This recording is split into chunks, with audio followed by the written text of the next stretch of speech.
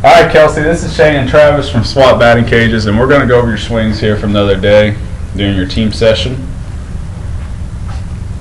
And one of the things we need to go over here for this video is that first and foremost is that we're not really getting off our backside quite as quickly as we need to.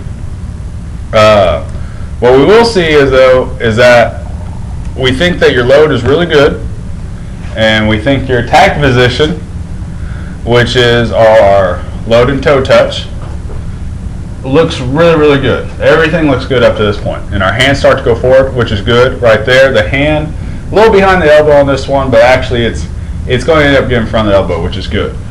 But our problem is right now is that after this part, what we notice is that we don't quite have enough drive with our backside. And when we don't have enough drive with our backside, what happens is we end up not having as much acceleration or force in our swing. And as we can tell here, our swing stops right around this area. Now, if our swing's stopping right in that area right there, that means that obviously we're not having enough drive to the ball. Yeah, and so basically what's going to happen in your swing is, if you notice, as your hands start to come forward, your hips are actually going to slow down. And that's going to cause your hands are moving faster than your hips, and your contact point's going to be way out on the front side. And once that happens, as you can see, you're going to cut it off real quick, and because your top hand is going to then take over, and you're forcing it. And we can tell right there what Shane's really getting to also is that our contact point's out front.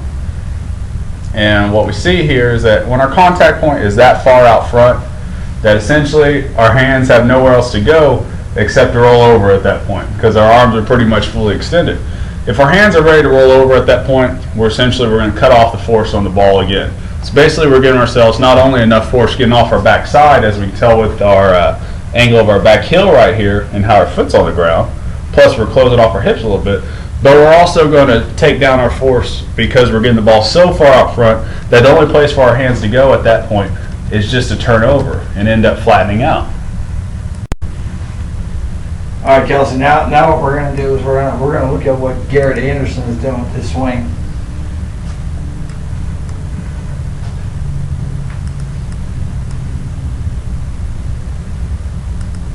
As you notice at this point, he's driving from his backside. Where you're in pretty good. When you start with that back elbow, it's fairly similar as you're going forward because your hands are actually generating forward. But what happens is, now watch the difference. What he's doing, watch his hips, how everything's getting forward, and that backside is releasing forward. And then he's able to release that bat head on the front side and not turn over and cut off the swing. And we can tell right here, this is basically where his contact point is. Now what we want to notice here is where his hands go. From this point, we notice his hands still looking top, bottom, and they're not turning over quite yet. He's getting an extension point, and now they're starting to turn over after extension point. And that's a guiding principle right there, that we don't want our hands to start turning until we get to our extension point right there. And another thing, like Shane was touching base on, is just our drive right here. He's in perfect attack position right there. Hands going forward, elbow going forward, everything's good. Then we notice he's getting enough drive with his hips, and that enables himself to get off that backside to where this toe is on the ground right here instead of his whole entire foot. And when that happens, hands and everything shoot through perfectly.